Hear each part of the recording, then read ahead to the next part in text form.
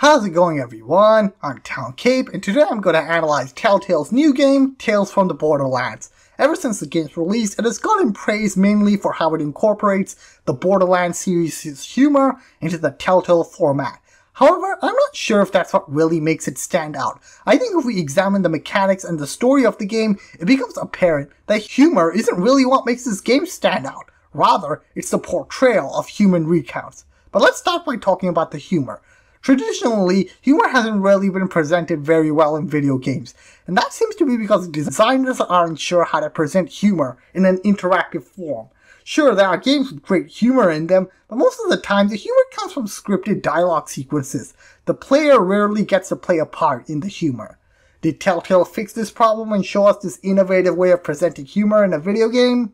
Not really. I mean, sure, you get to choose which jokes to crack through the dialogue tree, and there are funny fourth wall breaking moments that are kind of interactive because they take advantage of the player's experience with Telltale's games, but still, this isn't really anything that hasn't been done before, so it isn't that great. Sure, the jokes are funny, but the jokes aren't really presented in a way that only a game can present them.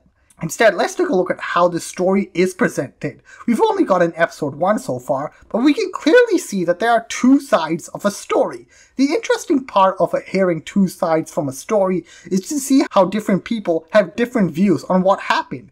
However, despite any differences, practically all human recounts have some things in common, so there are constant and variables among the various perspectives of a past event. Traditionally, Telltale games have implemented cutscenes to depict various perspectives. Some people don't like cutscenes due to their non-interactive nature, but despite possessing a non-interactive nature, there are still cutscenes with some degree of interactivity in them. So there are actually two types of cutscenes. There's no official terminology for them, so I'm just going to use my own terminology to define them. The two types of cutscenes are the constant cutscene and the variable cutscene. The constant cutscene is the cutscene that everyone sees. They're the cutscenes that occur regardless of the choices you make. On the other hand, the variable cutscene is the opposite. You only see them if you make a particular set of choices, or if you make a particular choice. So they do possess a degree of interactivity. Sometimes it's impossible to see all the variable cutscenes in just one playthrough.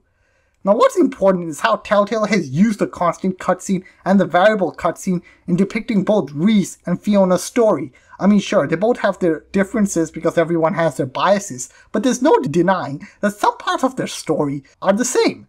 That's what human recounts are. Human recounts aren't 100% biased or 100% factual. They're a mix of facts and bias. What Telltale does is they use the video game medium to depict the mixed nature of human recounts. The facts are presented through the constant cutscenes, while the biases are expressed through the variable cutscenes.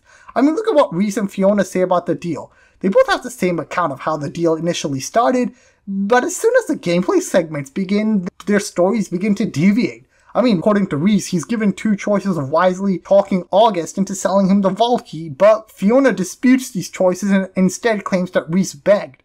So the scripted non-interactive sequences of Reese and Fiona's recounts happen to be the same, but the dynamic interactive sequences are different. In other words, the constant cutscenes are the same for both of the recounts, and it's only the gameplay sequences that are different. So the scripted sequences are used to represent the facts, while the gameplay sequences are used to represent the biases.